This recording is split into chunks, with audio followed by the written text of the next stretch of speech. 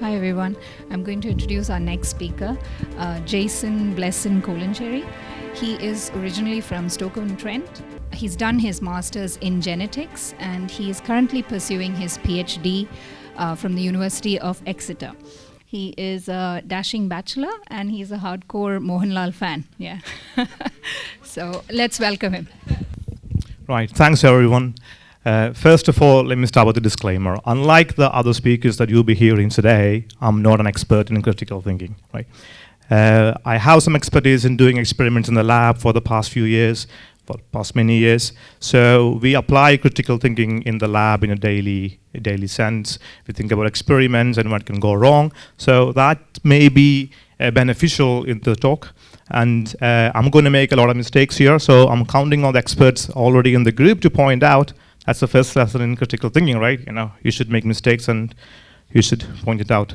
Right, so let me start by talking about the brain. Our brain is such an amazing piece of organ, right? It's quite interesting when I say that because it's actually a brain telling other brains that how amazing a brain is, right? Imagine a model comes in here and tells you how beautiful I am and stuff like that. What would you feel about that model? Right? Exactly what you should feel about your brain. It's a very interesting organ. It only comprises of 2% of your body weight, so you can see the size in there. It takes 20% of the total energy, right? So 2%, but it uses 20% of the energy. That's a lot of energy consumption for an organ that small. And the reason being is because we know that our brain communicates through electrical signals with each other, and it has to be kept in a resting potential, which is below a certain millivolt when you compare the voltage of inside a neuron and outside a neuron.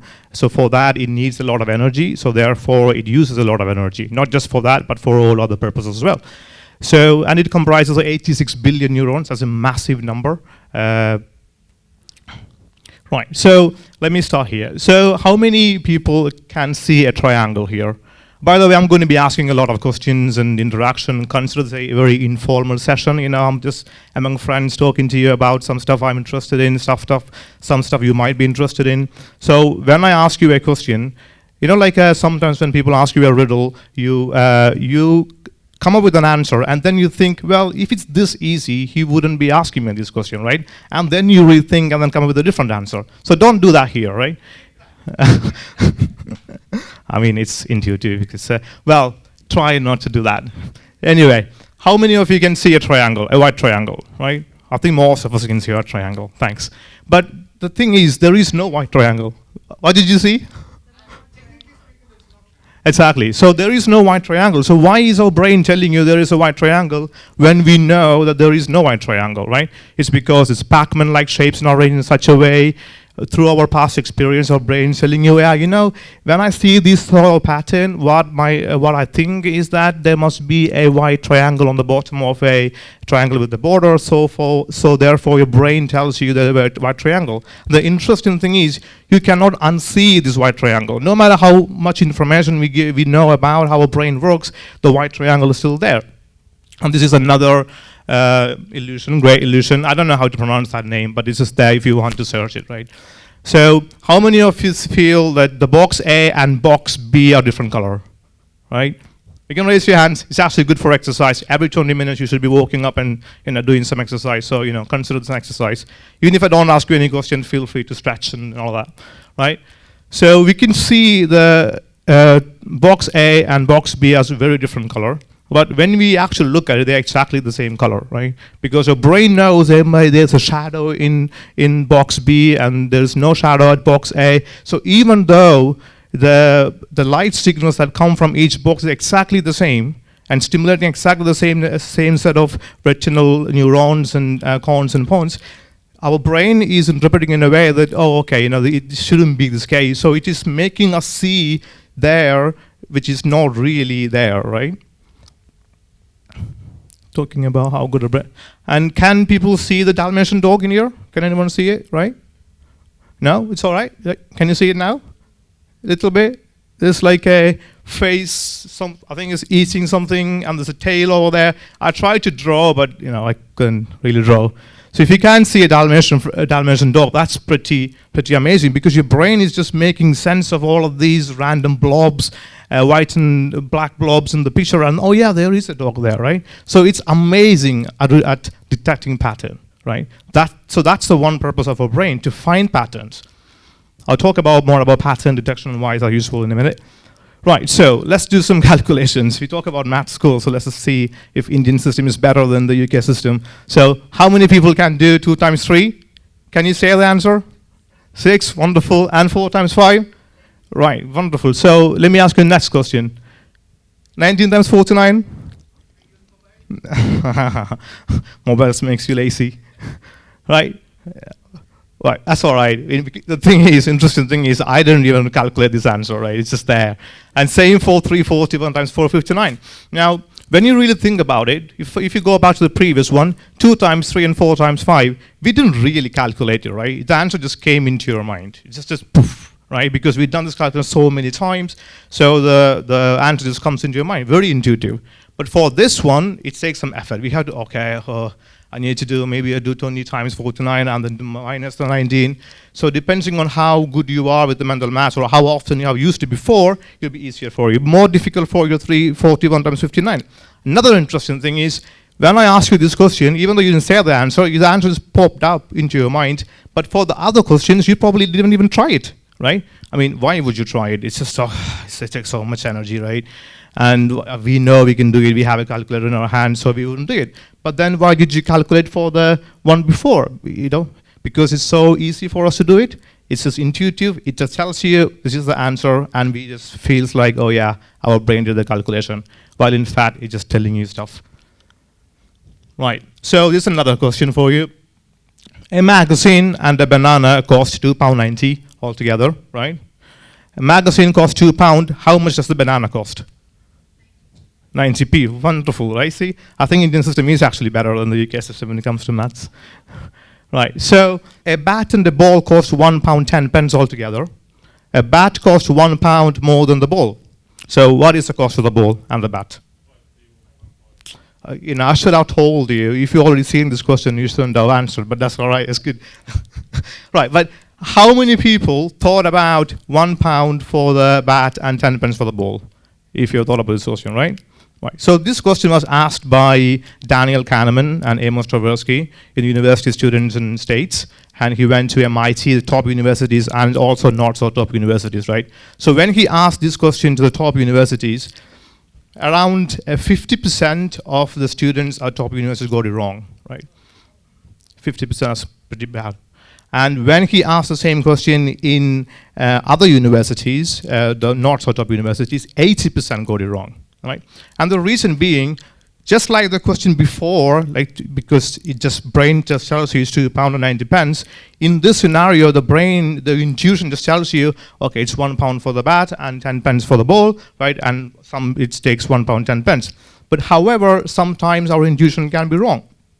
So what we have to do is take a step back, maybe take a deep breath, and then go back our intuition and check if it actually is right or not, right? So in this question, if you come up with the answer, 10 pence for the ball and £1 for the bat, then the question tells you it should cost £1 more for the bat, then well, then the cost of the bat should be £1 10 pence, but if the bat costs £1 10 pence and the ball costs 10 pence, or the sum should be £1 20, so your answer must be wrong, so you have to go back to it. And that takes effort, just like it takes effort for you to calculate 19 times 49. So we don't generally do that. We don't have to put effort in if we don't really want to. And sometimes your illusion gives you an answer that feels like you're confident and you're right, but most of the time, sometimes you can be wrong. And it's a very good idea to take a step back and actually question your intuition. Just because it's your intuition, you can't trust it as much. Right, so here's another one. I want you to look at the next slide, right? But don't read it, right? Just look, don't read it. Yeah, did you look at it? No, well, I asked you to look. Right, so, let's spell elephant, right? Yeah, anyway, never mind. Yeah, we have this illusion of brain is in our hand most of the times. But now, I think probably all of you has read it, right? Elephant. We cannot. So the thing is, when you see the word elephant, when you see that, you don't consciously go ELEPHANT and oh yeah, it's elephant, right? You just brain just seeing this word so many different times and just gives you the answer, yeah, it's elephant. So you're not really reading it. You're not consciously deciding to read or not. The intuition just tells you there's elephant, right? But whereas if someone is actually learning English right now, not really good at English, they might be going E-L-E, and they remember, oh yeah, Jaison told me not to read it, so I'm not going to read it, right? So that person might not be able to read it, can decide not to read it because it takes some mental effort for that person to read it, right? So, oh yeah, so let's talk about the errors we make. Now, I think Michael Sherman talks about it. I think Vaishagan Thambi, there's a very great talk about stupidities of intelligence. I recommend it. He talks about biases and all of that stuff. Anyway, so I told you about the brain, and brain is a pattern-seeking machine. It looks for pattern, and it use that pattern to predict other pattern. You look for signals and try to make sense of what those signals are, and to see if you can use those signals for anything else. So let me take you back to millions of years, where we are living as a hunter-gatherer group in a small tribe with maybe 250 to 300 people. In our job is to wake up in the morning, go collect water, maybe go for hunting. Happily, it's such a beautiful life. It's not really; it was a really bad life, but So imagine you and your friend or your wife or somebody is walking to collect some water, and you heard some sort of a rustles in the bush or some sort of movement in the bush, right? So it could be a tiger.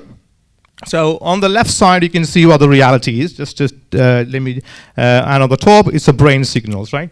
So maybe you see some sort of, so if it's a tiger, and your brain tells you it's a tiger, that's good news, because you just run away from a tiger when there really was a tiger. So that's called true positives, right? Because it's true, it reflects the reality, and positive because the brain gave you a positive signal. But sometimes sometimes it might not be the tiger, it might be just the wind, right? So if your brain recognizes the wind as the wind, that's great, because you don't have to run away, right? You can still walk with your wife or, I don't know, friend who you're walking with. And sometimes it could be the wind, but your brain tells you it's actually a tiger, right? So in this case, you run away. So this is not ideal, but it's okay. The worst thing that can happen is that in the evening when you're having a pint with your friends around the tribe, the friends might make fun of you, ha ha ha, you ran away because of a tiger, but there wasn't a tiger. But that's totally embarrassing. It might be a little embarrassing, but you'll be okay. If it was actually a tiger, and your brain tells you it's actually the wind, that is really bad, right? Because you're going to be dead. You're not going to be here to tell the story about how effectively you run away from the tiger. So you can see, even though our brain makes errors, and every single time there's errors, because our brain is an inference-making system. So every time we make an inference, there will be error. It's not the question whether there is an error or not. The question is, what is that error and how much is the error? So in this case, you can see that our brain prefers to make false negative mistakes over the false positive results, right? So the one way we can do that is for our brain to assume that when you see a wind, it's actually a tiger, and run away. Because the mistakes when you make on the other way is going to be really bad for you. So the brain prefers certain errors over the other error, right? So this is one way how the biases would come creeping into our system. Because even though our brain making errors, it's not that it makes the same error in the same proportion. It prefers one error over the other. Right? Now, another interesting thing is, even though you can't say it from here, the false negatives and false positives are actually related to each other. So when you increase one error, you automatically decrease the other error. Right? So let me demonstrate that using a quote example. So imagine there is a person who could be innocent, which is represented by the angel, right? Just assume for our sake the angel is innocent and the devil is the guilty person. And we have an investigation or court, and the court could call them innocent or guilty, right? So ideally, the court will tell you that so in reality, the person might be innocent, and the court can tell you it's innocent. That's great, right? The justice served right. And sometimes also the court can correctly identify the guilty person as guilty and put him in jail. That's great too. right? But remember this motto of in India, and it says in Malayalam, "Ayiram kuttavaligal rakshapettalam oru niraparadi polum shikshikkapedan padilla." So even if we are willing to let a lot of guilty people go without punishment, what we really want is that no, an innocent person shouldn't get punished, right? So this is actually that error when we're really talking about. We are saying, we are okay making this one error as far as we can make the other error. So how does the court decide who's guilty or who's not guilty, right? So one thing we can do is we could say, you know what, from now on, we only need a little bit of evidence to decide whether this person is actually guilty or not. Only a little bit of evidence. Now, when that happens is that we will be able to convict a lot of guilty people because a little bit of evidence is enough, but at the same time, a lot of innocent people would be going to jail, right? So if you only take the presence of a fingerprint as an evidence for a crime, and you take all the people with the fingerprints in a crime scene and put in the jail, you are making sure at least the guilty person go in the jail, but it are also the case that there will be a lot of innocent people also going to the jail. So which is why we decided, okay, we need to really high level of evidence to make sure one person is guilty. So when you have a really high evidence, what's going to happen is you make sure relatively less number of innocent people will go to the jail, but it will be harder for us to convict a guilty person to go to the jail because the level of evidence we require is really, really high. Right? So this is why you can show it mathematically as well with all the normal distribution and hypothesis testing and all of that. But in a sense, this is what it is. So when you increase the level of one error, you're going to decrease the level of other error. So our brain also is increasing the level of false positive error so that it makes much less false negative errors as possible. Right? So this will take us to our biases. Now, you can see here, but this is all of these little blob, this little sentences you can see, if you can't see, is actually one bias each, right? So psychologists have identified a lot of different biases that affect us, right?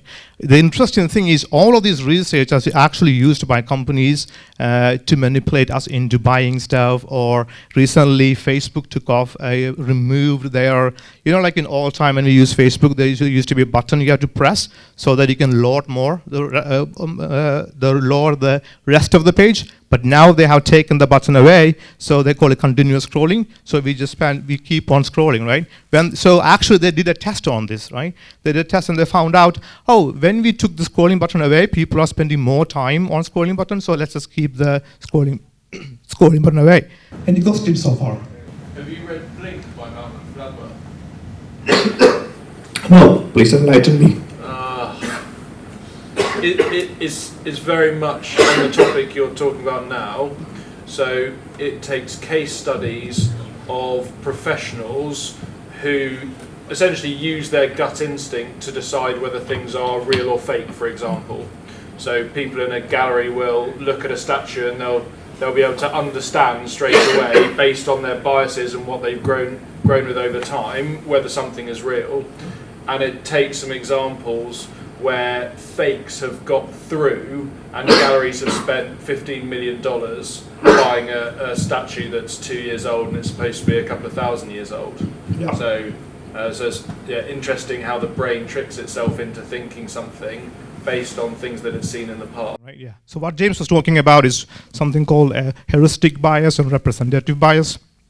Representative heuristics or availability heuristics. So that tells you, if I ask you, what do you think the chances are dying by a shark attack, right? What do? We immediately go back to your memory and try to think of the incidents where we have seen shark attack. We don't go and look at all the memory that we have and statistically analyze whether shark attacks are better than or it's more often than any other forms. So, and what we do is, based on how easy is it for us to recall a past event, we attribute a higher probability for that event, right? So the probability you assume for a lot of things is not really based on stats. It's actually based on how easy for you to recall. And a lot of studies have done this by Daniel Kahneman and Amos Tversky, showing this is the case.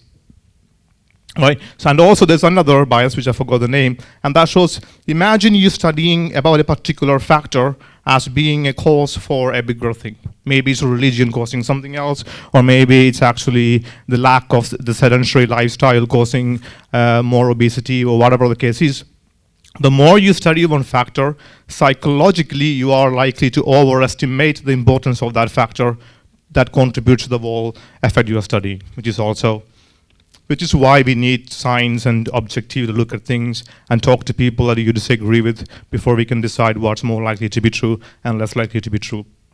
And that's another thing I want to tell you, because in our general language, we use the word, oh, that is true, or that is false, I don't agree, I don't disagree. But I think it's a good idea to replace the word true and false with what's more likely to be true, or less likely to be true, or more likely to be false. Because that's kind of tells us that, it's not really black and white. Because when you say something is true, what you're doing is you're using your brain and inference system to analyze the evidence and then tells you that something is true. Now, our brain can be wrong, so you can't really 100% certain about everything. There's always some sort of uncertainty associated with every inference you make. And as far as we understand that uncertainty, we are more likely to be more humble and then decide what's more likely to be true and less likely to be true. And this is, so there are, this is an interesting paper. I ask you to go and read if you have time. They talk about 154 biases. 154 biases, right? That's pretty amazing. And they're categorized in 6 different ways. The reason I'm showing is that obviously I can't talk about all the biases. I don't know about all the biases yet.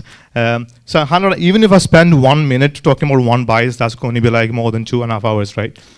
Anyway, so the one bias I want to talk a bit about is, well, it's not a bias really, it's actually a phenomenon called cognitive dissonance. You have heard about it a lot, but it's actually more common than we actually like to think. So this is actually first proposed by Leon Festinger, I think in 1956. So he and his students went to study a group called the Seekers, right? So the Seekers are a cult that believed there is an alien group in some other distant planet, and that alien group is going to come to Earth, and they're going to save all the people who believe in that alien and destroy the Earth through a flood. And how do the Seekers know this? Through this person called Dorothy Martin, and she did some automatic writing. Automatic writing is where you sit down and then put your hand with the pen and the paper, and then you draw some scribbles, and your brain then later interpret what that scribble is. So, are you talking about nose up? Yeah, very similar, isn't it? Right? It's another group. Yeah, pretty much the same. It's pretty much the same. You could call it even for the Same same story. How's it a different story? Same story. There's a flood. Someone told someone something. It was going to happen. you are missing the automatic writing. All right. Yeah, right. Oh yeah, there is writing on the wall. Anyway, so the proposed time for this alien ship to supposedly arrive and save everyone was on December 21, 1954 exactly at midnight. So Leon Festinger, his colleagues, a couple of his students, and all the people, imagine us sitting in the room and waiting for our alien ship to arrive. We're all waiting, and then ding, that's my sound of how 12 o'clock hits, right? And suddenly you're waiting, right? It's just midnight, so it should be here any moment, and they didn't turn up. So everyone, what's going on? Where are they, right? And someone pointed out, oh look, there is another clock, which is actually 5 minutes late. So maybe that clock is the right clock, right? Because obviously aliens would always keep their word. They would come here, it's just our clock is different. So they wait for another clock to hit midnight, and yet they didn't come. And they waited till 4 o'clock in the morning for the aliens to arrive. They didn't come. And this Dorothy Martin, she started to cry, and she went back to her the best method of understanding what the aliens want to tell you, go back to automatic writing. And she discovered, because of all of our interactions and how strongly we believed in this alien, the alien decided to give a second chance to the humans, right? So they're going to come back on another time, and it is your duty to go back and preach the good news about the alien to bring more people in. So that's cognitive dissonance, right? When we face with an idea that actually contradicts our deeply held belief, we are going to do whatever we can to eliminate that cognitive dissonance. So dissonance is actually the discomfort your brain feels when it conflicts. Right? Now, these people who came, they are really believed it. They actually sold their houses. They gave all the stuff away because they're why do I need this stuff? Because I'm going to go to another planet in I don't know, by December 21st. But, you know, that's humans. So okay, let me ask you this question. Probably here, some of you have seen this question before. So this is called Jaison selection task. So I'm giving you a rule. The rule is, if there's a vowel on one side of a card, there is an even number on the other side, right? Everyone okay with the rule? Now, the question is, what is the minimum number of cards you have to turn around to see if the rule is right? Which cards should you turn around, right? 2 cards. Can you tell me which one? So how many people think you should turn around the cards E? Raise your hand if you think you need to turn around the card E. All right, great. How many people think you need to turn around a card K? Right, no one? Oh, 1, great. And how many people think you need to turn around card 4? 4, yeah, maybe.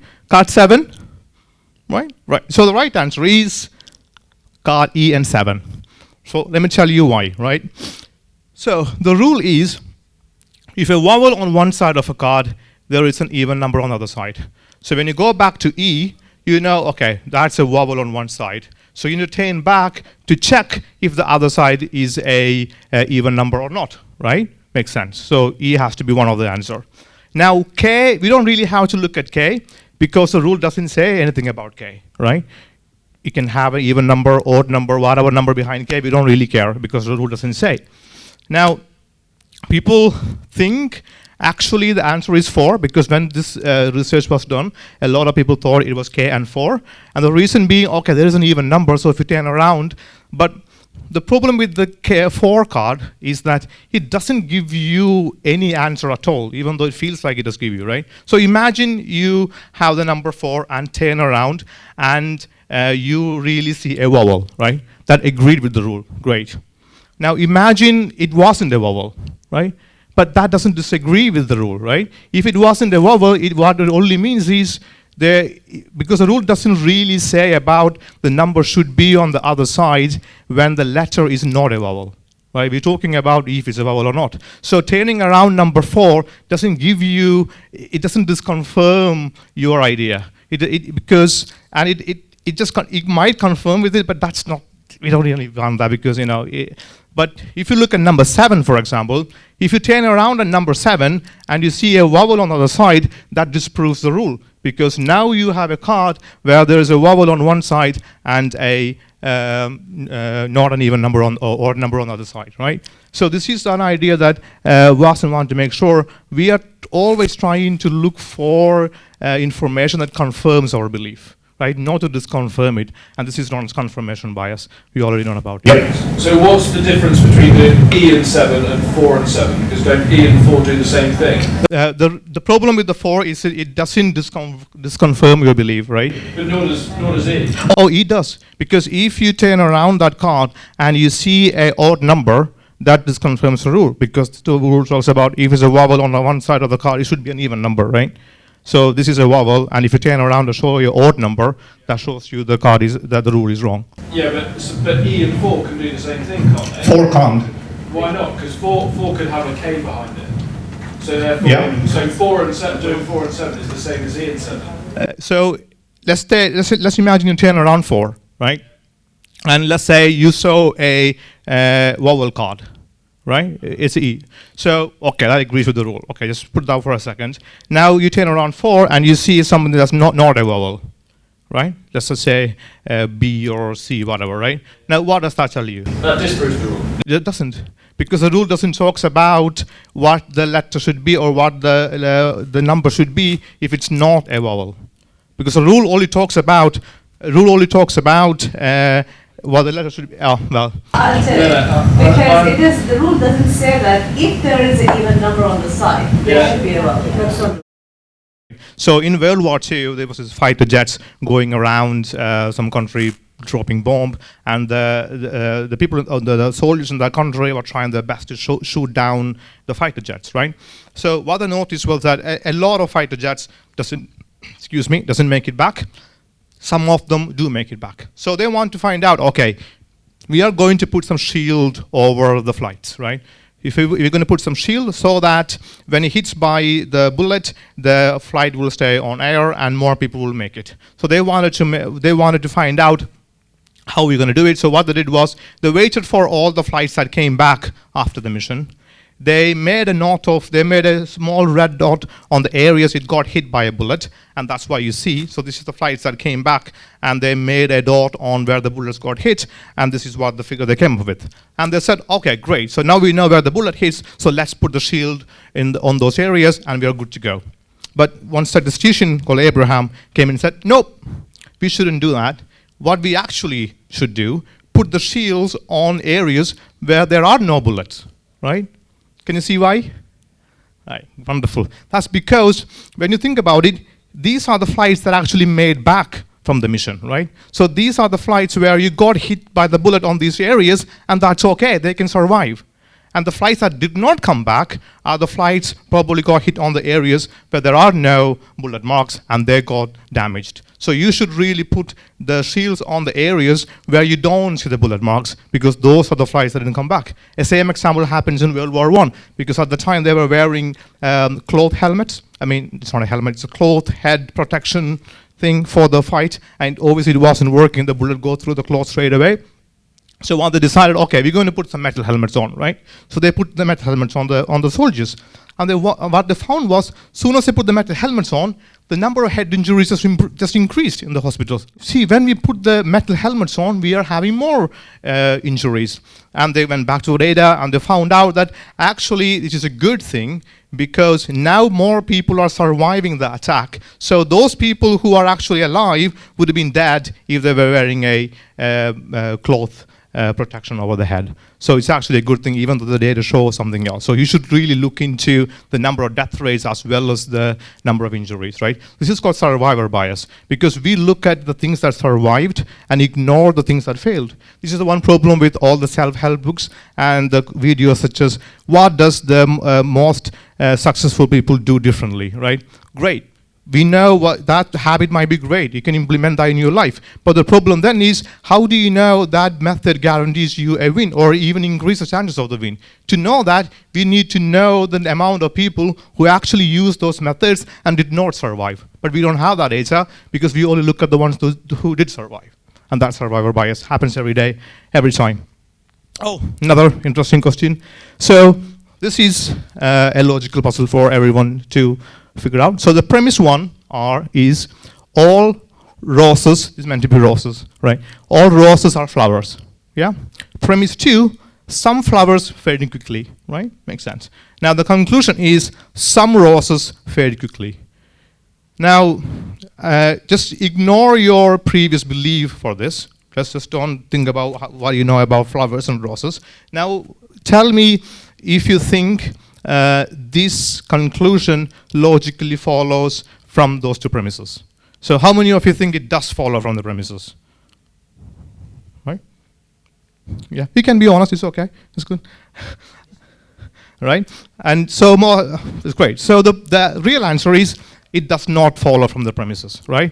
Let me show you why. So if I replace the word rose with Ferrari and flowers with car, look at this one. So all Ferraris are cars, right? We agree, same structure. Some cars are cheap, we also agree. Is some Ferraris cheap? No, really? Because those Ferraris can belong to another group among cars which are not cheap. And this is called belief bias, right? So the way most of the time we analyze if a logic has been followed is by looking at the conclusion and see if we agree with the conclusion. And if we agree with the conclusion, we wrongly assume, oh, therefore the logic must be right, right? Yeah, exactly what I said, doesn't matter. Oh, this is another one. So I'll stop asking this question in a minute. I think I'm running out of time. So let's talk about Linda, right? Linda is a 31-year-old, single, outspoken, very bright, exactly a female version of me, right? She majored in philosophy as a student. She was deeply concerned with issues of discrimination and social justice, and also participated in anti-nuclear demonstrations, which is more. So the question is, what is more likely, or what is more probable? Is Linda a bank teller? Or is Linda a bank teller and also a feminist? Right. So when they asked this question, most of the people said B is more probable than A. Right. Yeah, I should have known this. All of you are rationalists, and so we were excellent at logical puzzles. But anyway, right? So people, when they asked this question, they said Linda is more likely to be B, but that's actually wrong, because what they're doing is, this is called a representative heuristic, right? They're thinking about, or we all are thinking about, what does a feminist person look like, right? And Linda fits a feminist person's character based on what we know about the world. So therefore, she must be a feminist. That's what we think. But if you look at this picture, which you can't really see, so the red circle shows all the bank tellers, and the little circle in the white, and inside the red shows all the feminists, right? So it's more probable, more likely, that if you pick a person, that person belongs to in the red circle than it belongs to in the circle inside it, right? If I were to tell you, this living thing is eating a curry, right? What is more likely? This living thing eating a curry is a human, and the living thing eating a curry is a human from India, right? So you can see, when you say human, it includes all the Indians anyway. So you don't really, so it's to say that person specifically come from India is very unlikely compared to the other option, which encompasses everyone. Right. I don't think I have to go for it, but anyway. Now I'll miss that one. It's actually called framing effect. So depending on how we frame a question, you are more likely to choose that answer. So if I tell you, would you like to have a treatment that is going to kill 25% of the people, or would you like to choose a treatment that's going to save 75% of the people, right? That two questions feel differently to our brain, because one is talking about death and other talking about life, even though logically they're both the same thing. And framing effort is used a lot of. There are so many examples to show how our brain picks up on these words and change our perception in a way that it is wants to confirm what we already believe. Taxi question is a very good one. I'll ask this question and then I'll skip to the last few slides. Right. So imagine a city, maybe like London. 90% of the taxis in London is blue taxis, hypothetically, right? This is another world. And 10% of the taxis are green taxis. Now, you all happen to walk in London, maybe to come to the conference, and then you saw an accident. How unfortunate. Now, this is a person that had an accident. And you went to the court and said, I saw this car, and it was a green car hitting this person, right? And the judge said, okay, thanks for coming up. Thanks for giving me the witness. But I want to check how accurate you are in identifying the car, because maybe this accident happened in the night time. Let's assume it happened in the right time, and maybe because of the light you can't see the taxi color better, or you might mistake it. So they did an experiment on this person to find out how accurately he can predict the color of the car.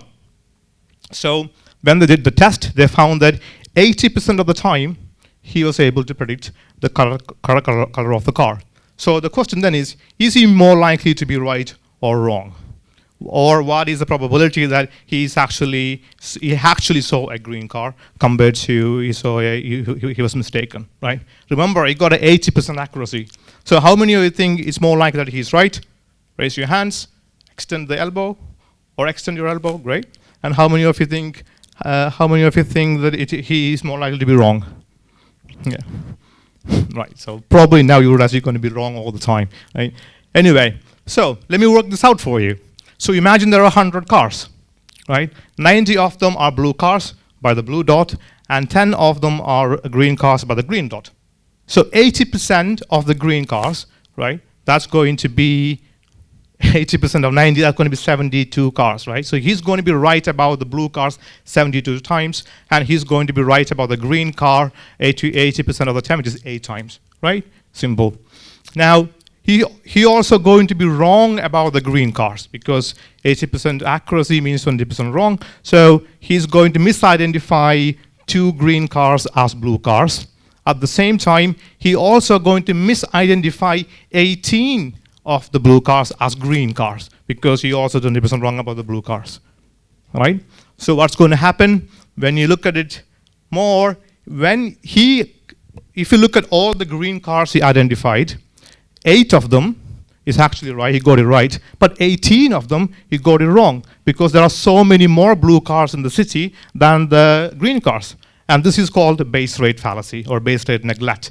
When we give them the information, we just neglect what's actually more likely or what's going on in the world, and we look at the specific information. Oh yeah, this person is 80% accurate, so then therefore he might be more accurate. But most of the time we don't have the base rate, right? We don't know if one disease or one condition is actually more or less probable. So we can't be really sure even when an individual person is sure about his own belief or her own belief. This is a very useful thing for knowing a bias. There are a lot of different biases. There's one bias I really want to talk about, which is called backfire effect. So if you ever want to convince someone that to change their mind and follow the more rational or more scientific or more logical view, giving them or arguing with them using fact is not going to work, unfortunately, right? So they did this experiments on people who don't vaccinate their children, what we call anti-vaxxers, and they realized the more they give them fact and figures, they are more likely to believe what they already believed, right? And the reason being, first of all, our brain assumes the fact that we have a belief, it must be right, because the brain saw a pattern and it must be right? And it tries to confirm the beliefs. And every time we present the data, this person is trying to find more and more reasons to see why that person is right. So it actually backfires. So they are, so this is actually you have a very good implication on rationalists or atheists or other or scientific tempered people when we're talking to people who we consider as less scientific, because if you tell them or argue with them, they are going to believe in what they already believe. So the question is then, is arguing with the person in a particular matter, in a particular way, is it going to be really that helpful?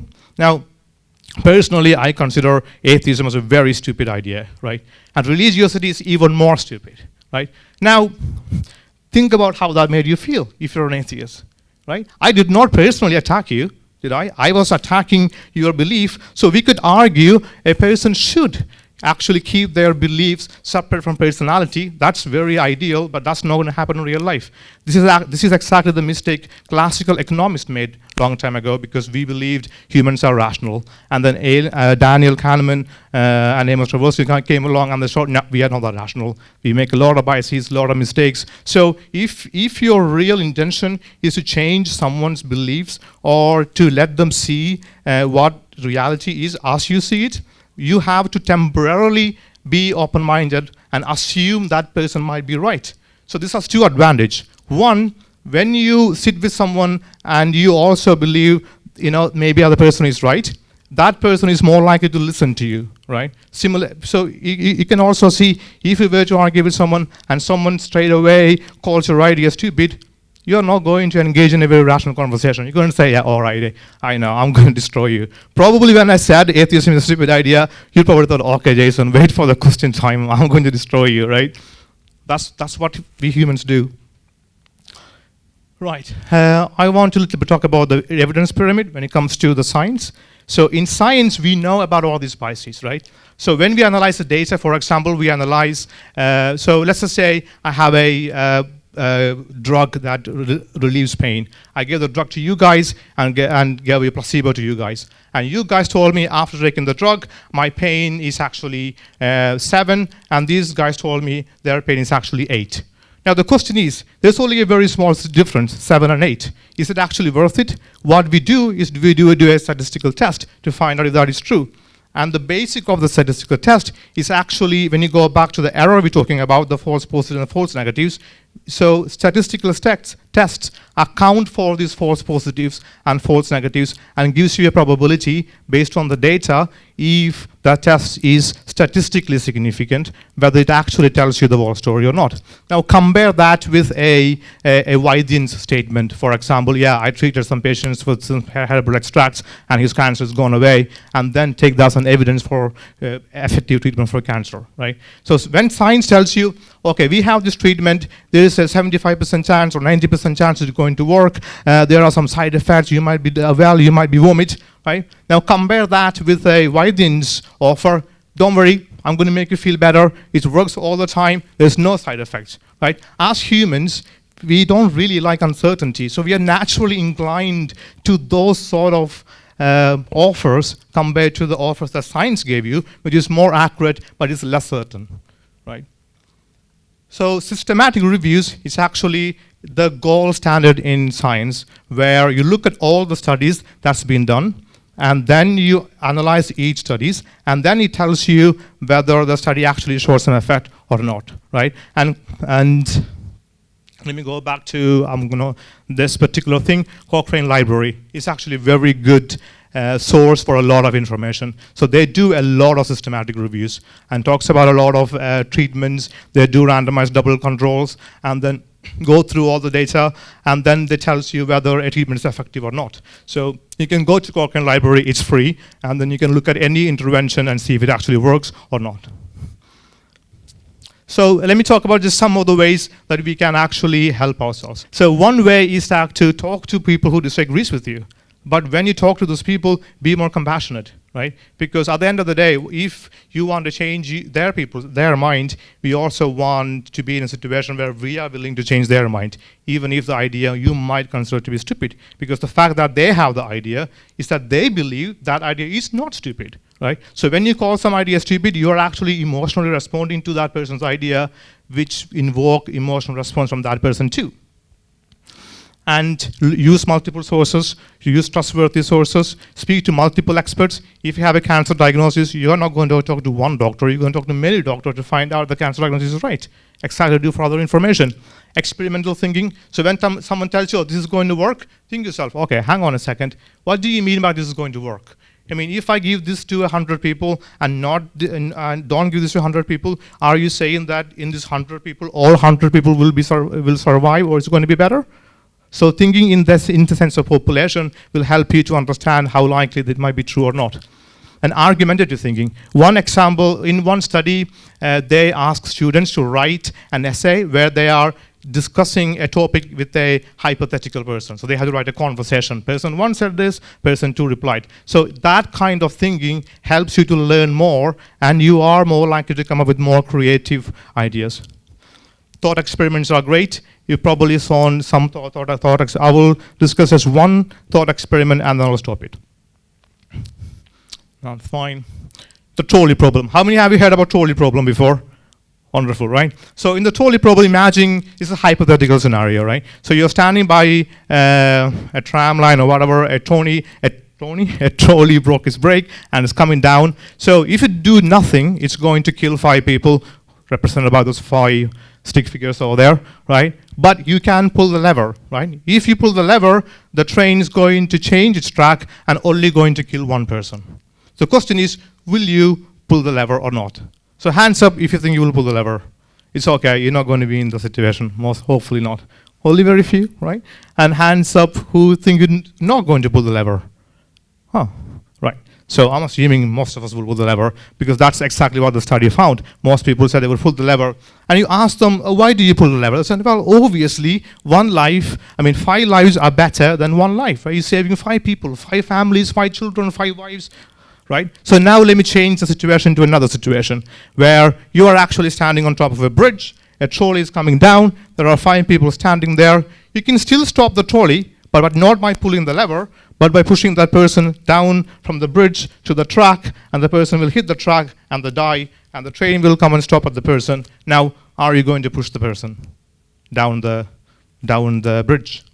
Most people would say no, right?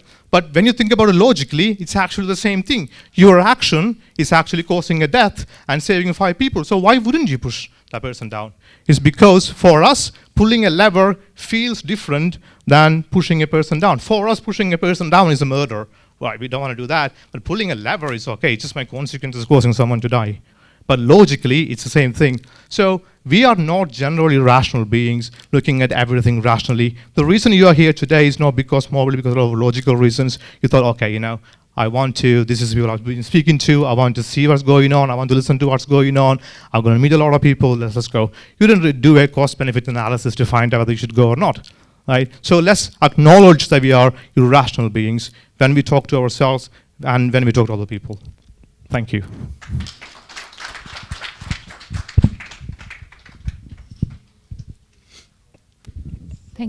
Thank you so much, Jaison. Does anybody have any questions? Yes. Yes. You said, brain uses 20% of brain, right? Yeah. Is it same for each brain? Yeah, it's an average based on resting state energy consumption. So measure how much energy the brain uses. For the hour. Yeah, so yeah, it's for when it's resting. My question, thanks for your presentation, I thought it was very interesting. My question is to do with, to what extent do you think it's okay for governments or corporations to take advantage of your biases for their own means?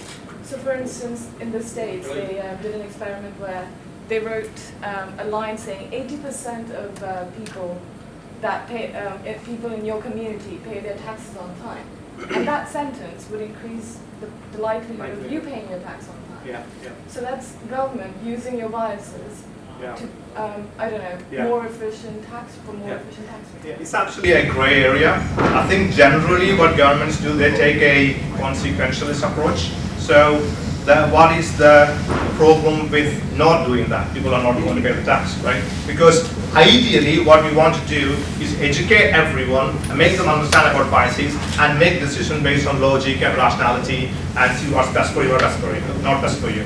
But we are a very long way away from that. So what are we going to do until we get that point, right?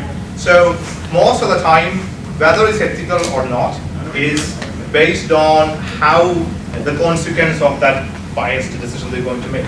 So it is, the answer is I don't know. I mean, like corporations, Sainsbury's and Tesco's, they put snacks at the counter to impose purchases. Exactly. But that could lead to obesity, childhood obesity. That's not a good outcome for society. Exactly. But that is another interesting thing because government need more stringent rules on these shops. I don't know how to implement that, but maybe by generating a society where people are more aware of these things. And so for a shop owner, should he or she prefer her profit margin, or should he or she prefer a shop where all their customers eat healthy, right?